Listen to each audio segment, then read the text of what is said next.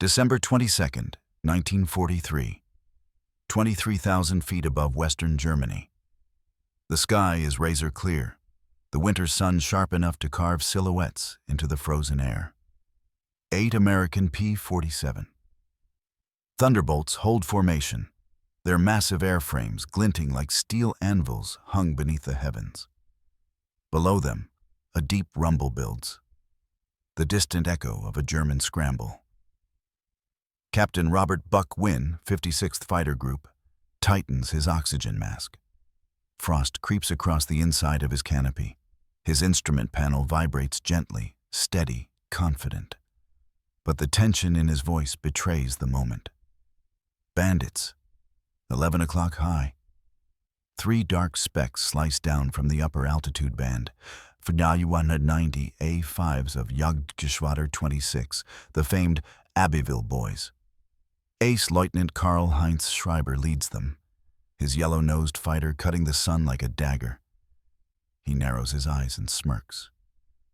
The Americans are flying Thunderbolts, the Fliegender Bull, the Flying Bull. Massive, overweight, laughably sluggish, or so every Luftwaffe mess hall rumor insists. Schreiber's voice crackles confidently over the German radio net. Attack the fat ones. They cannot climb. They cannot turn. They will break in the dive.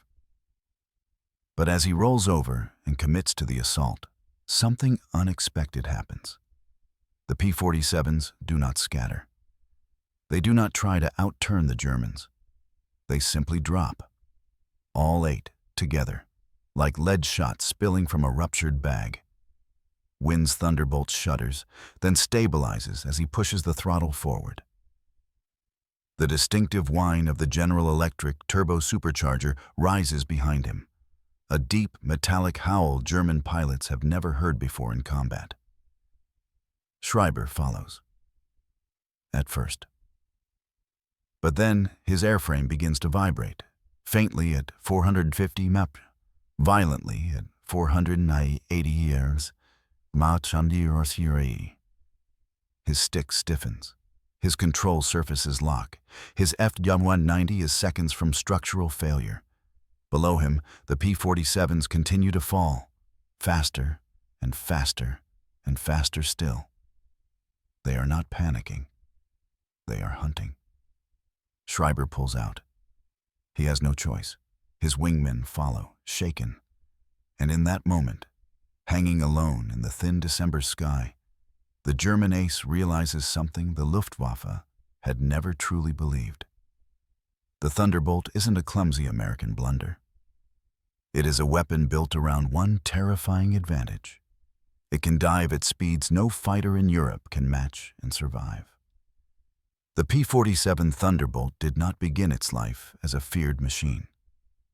In fact, in 1939, when the design board at Republic Aviation first sketched the blueprint that would become the Jug, skepticism spread quickly through the Army Air Corps. The concept was radical. A single-engine fighter weighing more than 10,000 pounds, fully loaded. Nearly twice the mass of most European interceptors. Where the Spitfire relied on elegance and the Messerschmitt Bf-109 leaned on minimalism, Republic chose the opposite strategy. Chief Engineer Alexander Kartveli, a Georgian immigrant who had fled Soviet rule, insisted that American fighters needed altitude, range, and survivability above all else. "Give me the biggest engine you can find," he famously said, "and I will build you a fighter around it." The Army Air Corps delivered. They gave him the Pratt & Whitney R-2800 Double Wasp, an 18-cylinder radial capable of 2,000 horsepower, the most powerful fighter engine in the world at the time. But Kartveli understood that raw horsepower alone wouldn't grant superiority over Europe's emerging Luftwaffe. To maintain power above 25,000 feet, the Thunderbolt required a turbo supercharger system unlike any yet attempted in a single-engine fighter. So Kartveli placed the supercharger not in the nose, but in the rear fuselage. fed by air ducts running along the belly and controlled by a complex tangle of wastegates and regulators. The design was brilliant and heavy and complicated. Mechanics joked that the P-47 looked less like a fighter and more like a flying factory. By early 1943, when the first Thunderbolt groups arrived in Britain, Luftwaffe pilots were unimpressed. They considered it too slow to climb, too large to maneuver, and too heavy to sustain dogfights. German intelligence memos from the spring of that year described the aircraft as begrenzte Wendigkeit, limited maneuverability, and predicted it would be outclassed by the Bf-109G and FW-190A on all vertical planes. Even within the U.S. 8th Air Force, doubts simmered. Many younger pilots preferred the lighter P-51B Mustang or the agile P-38 Lightning. Yet the Thunderbolt quickly carved out a niche. It could absorb punishment that would destroy almost any other fighter. Air crews described bullet holes stitched across wings, shredded control surfaces, even cylinders shot out of the engine. And still pilots brought the aircraft home. But its greatest advantage remained hidden, untested, and largely misunderstood: the dive. The Thunderbolt's massive frame, thick wings, and powerful turbo supercharger created a stability in high-velocity descents that no European fighter could safely mirror. USAF engineering reports later confirmed what pilots would soon learn in combat. The aircraft could exceed 500 mph in a steep dive while maintaining structural integrity, approaching the limits of early transonic behavior. German aircraft could not.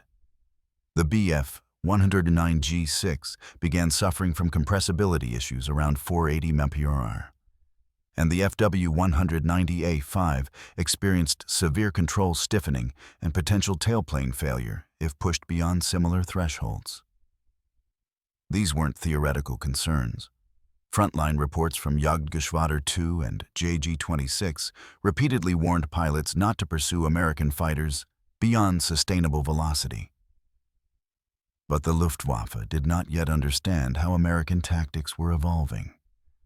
Starting in the summer and fall of 1943, U.S. fighter groups began modifying their doctrine. Under the leadership of commanders like Colonel Hubert Zemke, the 56th Fighter Group abandoned turn fighting and instead embraced what Zemke called energy superiority, altitude, speed, and decisive downward strikes. Zemke encouraged pilots to use the Thunderbolt's unique strengths, to attack from above, unload their firepower in a single violent pass, and then transition into a near vertical escape dive. The Germans tried to follow. They failed. Again and again. And this is where the crisis over Germany in December 1943 truly began to take form. American Thunderbolts were no longer lumbering targets escorting bombers. They were predators using physics itself as a weapon. German pilots didn't laugh at the P-47 because they were foolish. They laughed because, on paper, the aircraft defied everything they believed about air combat. But paper never told the whole story. And as the 8th Air Force intensified its daylight bombing strategy, culminating in operations against Münster, Bremen, and Emden, the Thunderbolt would become essential not for its turning ability or climb rate, but for something far more decisive. It could strike from the heavens and disappear before the enemy could react. The transformation of the P-47 Thunderbolt from a misunderstood brute into a strategic air superiority weapon did not happen in the open skies of Germany. It happened behind closed doors, in briefings, arguments, engineering hangars, and intelligence rooms scattered across England. What unfolded in late 1943 was a deliberate shift in doctrine, one that changed the character of the air war and exposed fault lines within both American and German leadership. And it began with a single, unsettling report. The Germans broke us today. November 26, 1943. RAF Halesworth, Suffolk, Colonel Hubert Hub Zemke, commanding officer of the 56th Fighter Group, stepped into the operations trailer still wearing his flying suit. The smell of cold engine oil clung to him. Snow melted off his boots onto the wooden floor. He tossed his gloves down and spoke without preamble. "Gentlemen, the Germans broke us today. Not by skill, by altitude." The room froze. His deputy, Lieutenant Colonel Francis Gabreski, raised an eyebrow. "They started higher again?" "Much higher," Zemke replied. "The 109s dropped on us from 30,000. We can fight them at 25. We cannot fight them at 30. It was a blunt assessment, and a direct challenge to American tactics that still assumed traditional dogfighting principles. But Zemke wasn't finished. He reached into his jacket, pulled out a clipboard, and slid it across the table. Engineering finally finished the data. "Gentlemen, the Jug can dive like a stone, and the Germans cannot." Gabreski scanned the sheet. His eyes widened. 504 miles per hour? That's damn near the speed of sound at altitude, Zemke said. "We've been flying this ship wrong." 2. Flashback. The engineering. Revelation, August 1943. Wright Field, Ohio. Before the tactical shift came the discovery. Test pilot Major Fred Borsodi was tasked with taking the P-47D to its limits. Engineers wanted numbers. They wanted compressibility data. They wanted to understand why pilots reported strange vibrations in steep dives. Borsodi climbed to 37,000 feet, leveled off, and pushed the nose down at a 45-degree angle. The aircraft screamed downward. At 460 mph, the controls stiffened. At 480, the Thunderbolt began to shake, not from weakness, but from airflow compressing beneath its broad wings. At 505 mph, Borsodi pulled out smoothly, the airframe holding together with only minor buffeting. When he landed, he walked into the hangar pale, but exhilarated. "She can take it," he said quietly. "More than any fighter we've built." What engineers confirmed afterward was decisive. The P-47's weight, rigidity, and aerodynamic thickness made it stable at speeds European fighters simply could not match without risking catastrophic failure. This report, sent to the 8th Air Force, eventually reached Zemke's desk. He read it, twice. Then he called an emergency meeting. A3. A new strategy sparks conflict, December 1943. 8th Fighter Command, Headquarters.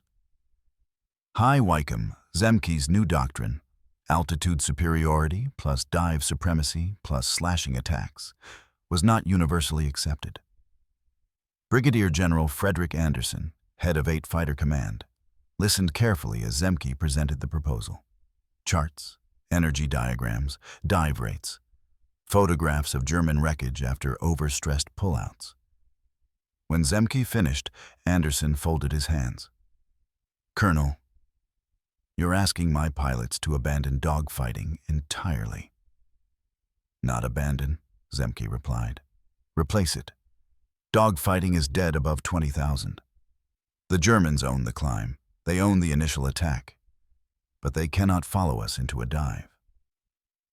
Colonel Don Blakesley of the 4th Fighter Group, charismatic, combative, and fiercely protective of Mustang doctrine, weighed in sharply. "Hub, your boys fly flying barns. You want them to drop like anvils and hope physics does the fighting?" Zemke didn't blink. "The Jug wins with physics. It always has. It's time we stop pretending it's a Spitfire." Silence settled over the table. Finally, Anderson nodded. "Put it into practice. You have 30 days. Zemke saluted. "Sir, we won't need 30. I-4. German intelligence miscalculates meanwhile. Rheinzalen Airfield, Germany, December 1943. Luftwaffe Gruppe Intelligence Officer Hauptmann Otto Rademacher delivered his briefing to pilots of JG-26. His tone was confident, but the data behind him was outdated. "The Americans rely on speed, not maneuver," he said, pointer tapping a silhouette of the Thunderbolt. "This aircraft is too heavy for rapid ascent. If you force them to climb, they will break formation. Standard doctrine: attack from above, dive through the formation, and climb away." Lieutenant Karl-Heinz Schreiber, already a rising ace, leaned forward. "Sir, some reports claim the Thunderbolt performs unusually well in a dive." Rademacher waved it off. "Propaganda. No single-engine fighter can survive Mach shock." Across the room, two veteran pilots exchanged glances. They had seen something different. Stories circulated privately of P-47s falling from the sky at impossible speeds, of German aircraft shuddering apart when attempting to follow. But without official confirmation, pilots trusted the doctrine they knew, and that doctrine was about to unravel. V. The 56th Fighter Group rewrites the playbook. December 14th, 20th, 1943. RAF Boxted Zemke instituted a new training sequence, rigid and methodical. 1. Altitude takeover. Thunderbolts climb to 30,000 feet using step climb intervals, burning fuel more efficiently, holding formation longer, and denying Luftwaffe fighters the initial height advantage. 2. Energy banking pilots maintained a constant shallow dive during patrol, building latent speed without visual detection. 3. Vertical engagement. All attacks initiated from a minimum altitude advantage of 3,000 feet. 4. One-pass doctrine strikes lasted no more than 5 seconds. Throttle fire. Break off. No turning fight allowed. 5. The meteor drop post-attack. Pilots immediately rolled into a high-speed dive, exceeding 480 mph, then leveled out miles below the engagement zone before climbing again. Gabreski summed it up with a phrase that spread through the group like gospel. "Dive like you're escaping hell. Climb like you're stealing time." The effect was profound. Pilot losses dropped. Kill ratios climbed. Reports from German units grew increasingly desperate. 6. Flashback. The warning the Luftwaffe ignored December 9, 1943. JG-2, headquarters. Major Hans Meyer, recently returned from combat near Emden, argued with his intelligence staff. "I nearly lost my wingman today," Meyer said. "He followed a Thunderbolt into a dive. The controls froze. The tail nearly tore off." A young technical officer frowned. "The manuals say 700 kilometers per hour is the structural limit." Meyer slammed his fist onto the table. "These Americans do not obey the manuals." But the warning was buried, overshadowed by broader concerns: fuel shortages, pilot fatigue, shifting Eastern Front priorities. Luftwaffe leadership believed the P-47 was a temporary threat. The real danger, they argued, was the P-51 Mustang arriving in larger numbers. They never realized that the Thunderbolt was becoming something far more dangerous than a stopgap. It was becoming a specialized killer of German interceptors. 7. Countdown to the moment, December 22nd, 1943. Morning. The stage was set. Bomber Command initiated a deep strike toward industrial targets outside Münster. The 56th Fighter Group launched at 8:40 hours, tasked with high-altitude escort. Zemke positioned his squadrons deliberately above the bomber stream, not beside it, a violation of earlier orders. German radar stations at Jever and Oldenburg detected the incoming force and scrambled FJ-190s and BF-109s from JG-1, JG-2, and JG-26. Among them was Lieutenant Karl-Heinz Schreiber, the pilot who would soon discover the truth of the Thunderbolt's dive. As the Germans climbed into clear winter air, Rademacher's briefing echoed in their heads. Attack from above, dive through, climb away, force the American formation to break. But the Americans were no longer following the old rules. They were waiting at altitude, with a new doctrine, new discipline, and a weapon whose true nature was finally understood. The collision of those doctrines, one outdated, one revolutionary, would create the dramatic moment witnessed above Germany in our opening scene. And it would shatter Germany's assumption that the flying bull was slow, clumsy, or predictable. The Thunderbolt was ready. The Luftwaffe was not. They're coming down hard. December 22nd, 1943, 11:42 a.m. Altitude 29,000 feet. Münster Corridor. The sky fractures with motion. Zemke spots them first. 3 tight, dark shapes slicing out of the sun. The angle is perfect. A high-angle F-190 assault. The Luftwaffe's trademark ambush. A tactic refined since 1941. A tactic that had broken many Allied escorts. Not today. Zemke's voice snaps over the radio. Yellow flight, hold altitude. Do not turn. Stand by. Lieutenant Schreiber's goggles reflect the American formation growing larger in his windscreen. He smirks, rolling his F-190 into a shallow lead pursuit. His wingmen tighten behind him. The German formation is disciplined, confident, rehearsed. They expect panic. They expect dispersal. But the Thunderbolts remain steady. Impossibly steady. No one turns. No one flees. They simply wait. Schreiber hesitates. Just a fraction of a second. Just long enough to feel a ripple of doubt. It is the opening Zemke needs. 2. The dive begins. Colonel Zemke pushes his throttle forward and snaps his P-47 into a shallow nose-down angle. All flights, now. 8 Thunderbolts roll as one, as if pulled by a single invisible wire. Their noses dip. Gravity seizes them. Schreiber's eyes widen. Sie tauchen, alle 8. They're diving, all 8. He wasn't expecting this. No one in the Luftwaffe command had anticipated a mass-coordinated vertical escape and re-engage maneuver. Not from Thunderbolts, not from aircraft considered pigs in the dive. But the Jug's dive is not clumsy. It is controlled, disciplined, lethal.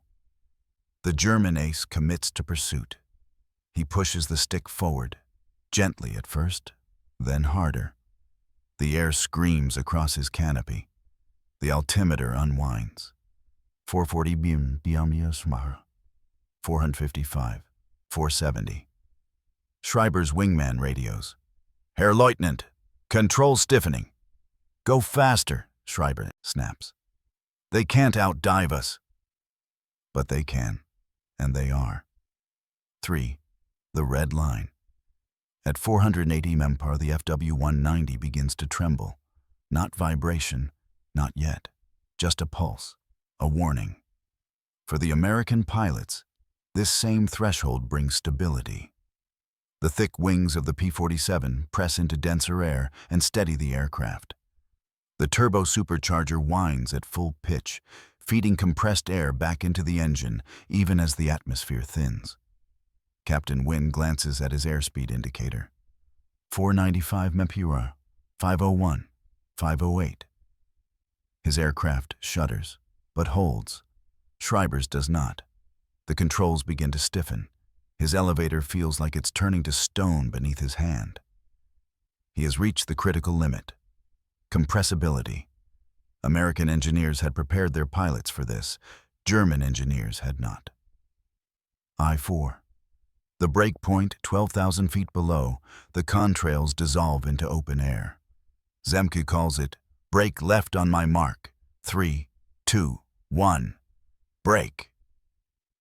8 Thunderbolts snap out of the dive at once, pulling out cleanly, their rugged frames absorbing the violent G-forces with the stability of a steel bridge.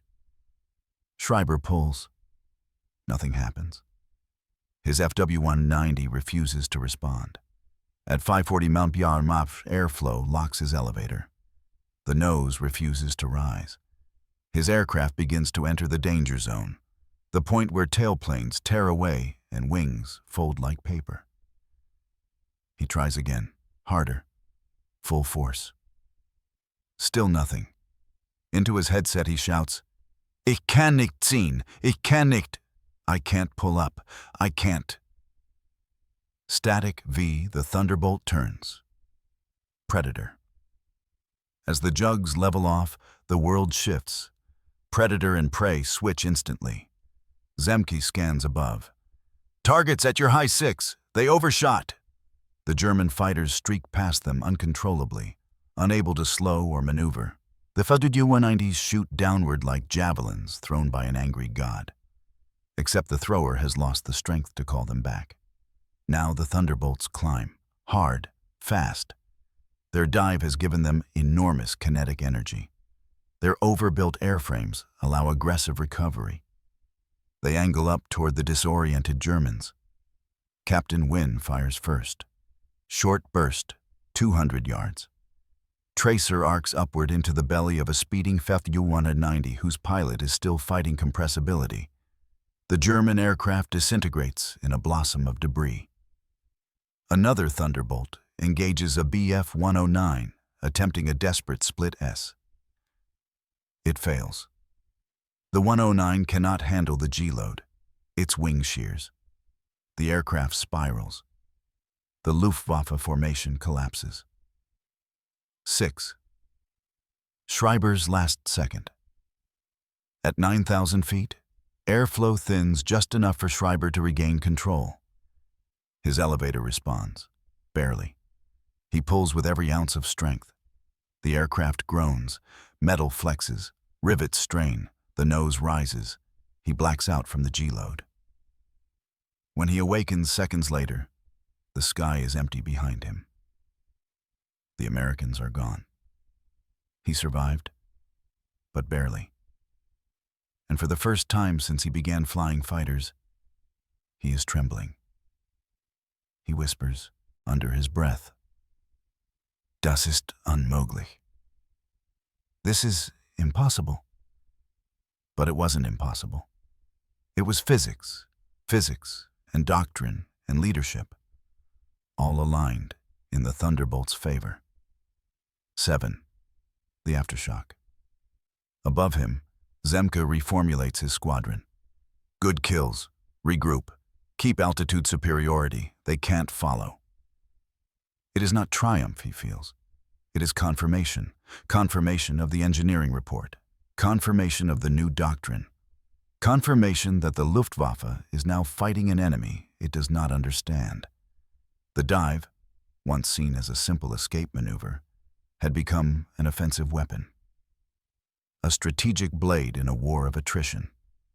And on this day, in this sky, the Luftwaffe's confidence shattered. Their assumptions died first, their pilots followed. The battlefield around Hill 609 fell strangely quiet in the final hours of May 1st, 1943. The gun barrels that had hammered the ridgeline for days finally cooled. The smoke drifted thin, revealing a landscape carved by fire. Terraced slopes pitted with shell craters, shattered olive trees, and the dark silhouettes of American and German fallen. To a generation that later studied this campaign in textbooks, Hill 609 might appear as a small tactical objective. But to the men who fought beneath its rocks, and to the generals who pored over maps in makeshift headquarters, it became something far greater.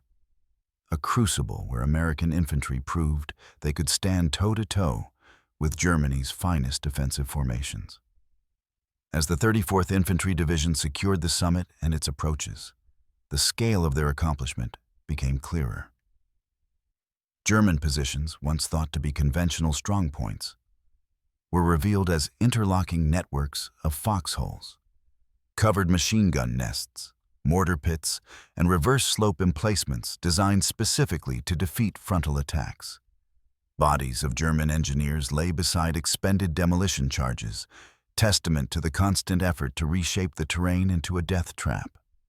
Captured prisoners admitted something that surprised even seasoned U.S. Army observers. Their orders had been to hold the hill as long as possible. Not simply delay the Allies, but break the momentum of the American drive into northern Tunisia. They failed, but only just. For the U.S. Army, this outcome carried enormous psychological weight. Only 3 months earlier, headlines in both Washington and London had cast doubt on America's readiness for modern war. The desert catastrophe at Kasserine Pass had become a symbolic wound, an embarrassment exploited by Axis propaganda and analyzed grimly in Allied staff meetings. Critics argued that America's pre-war isolation had left its officers rigid, its logistics untested, and its infantry inexperienced against veteran formations. At Hill 609, that narrative cracked. Casualty reports reflected the battle's staggering cost. Entire companies had been reduced to handfuls. Some rifle platoons, originally 40 men strong, now mustered fewer than 15. Medics recalled unclogging their aid stations hourly as waves of wounded arrived. Men with shattered legs from mortar bursts, concussions from rock splinters, and burns from German flamethrowers hidden inside stone recesses. But the division didn't break. Instead, the fight hardened them. Officers noted fewer communication failures, quicker assault coordination, and markedly improved use of combined arm support. The Red Bulls, as the 34th was known, emerged from Hill 609 with a reputation earned entirely through grit. Strategically, the victory opened the gateway to Bizerte. Once Hill 609 fell, German defensive lines began collapsing like a row of dominoes. The hill had been the anchor point, a fulcrum designed by General Hans-Jürgen von Arnim to hold the Allies long enough for reinforcements that would never arrive. With its loss, German supply routes became exposed. Allied II Corps, now operating with restored confidence, drove forward, seizing key road junctions and outflanking smaller Axis units. Within days, American patrols were probing the outskirts of Bizerte itself. Historians often describe Tunisia as the proving ground of the U.S. Army, but few moments embody that transformation as clearly as the fight for Hill 609. It forced officers to abandon rigid textbook maneuvers and adopt flexible, terrain-driven tactics. It demonstrated the value of decentralized command, allowing sergeants and lieutenants to adapt under fire rather than wait for orders. And it showcased the effectiveness of combined operations when artillery, infantry, and engineers synchronized their efforts. These lessons would shape the landings at Salerno, the drive up the Italian peninsula, and ultimately the massive amphibious assaults of Normandy. Equally significant was the morale impact. Soldiers who once doubted whether they could defeat German infantry now had proof written in the blood-stained rocks overlooking the Majerta Valley. "If we can take that hill," one sergeant wrote in a letter home, "we can take anything they throw at us in Europe." His words echoed the broader sentiment sweeping through II Corps as it regrouped. For the Germans, the loss was more than tactical. It was symbolic. The Africa Corps and its supporting German divisions had grown accustomed to dictating the tempo of desert warfare. Now, for the first time, they found themselves facing an American force capable of grinding through their strongest defensive terrain. Reports back to Berlin painted a grim picture: manpower dwindling, supply lines collapsing, and morale sinking under relentless Allied pressure. As one captured officer admitted during interrogation, Hill 609 showed us the Americans had learned too quickly. By mid-May, the Axis in Tunisia capitulated. Over 230,000 German and Italian troops surrendered, including senior commanders whose reputations had once intimidated Allied planners. But deep within that wider victory lay the story of a single savage fight, a battle that tested the U.S. Army not by brilliance or maneuver, but by endurance, discipline, and will. Hill 609 didn't just break the German line. It broke the myth of American unpreparedness. It marked the moment the U.S. Army transitioned from a mobilized force into a seasoned fighting machine. And as the Red Bulls stood atop the scarred peak, battered but unbowed, they proved something essential: that the American infantrymen, when cornered by the weight of history and the firepower of a determined enemy, could climb the impossible and claim it as his own.